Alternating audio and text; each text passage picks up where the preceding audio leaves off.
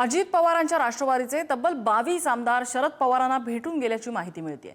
पक्षाचे 22 आमदार भेटून गेल्यामुळे प्रफुल्ल पटेल आणि सुनील तटकरे यांनी शरद पवारांची भेट घेतल्याची सूत्रांची माहिती आहे। अजित पवारांच्या राष्ट्रवादीमधले अनेक आमदार शरद पवारांच्या संपर्कात आहेत अशी राजकीय वर्तुळात चर्चा आहे। दरम्यान राष्ट्रवादीचा एकही आमदार शरद पवारांना भेटलेला नाही। आमदार भेटल्याचा पुरावा कुणाकडे आहे का? आमदार भेटल्याचं वृत्त राष्ट्रवादीचे प्रवक्ते उमेश पाटील यांनी मात्र फेटाळलेलं आहे।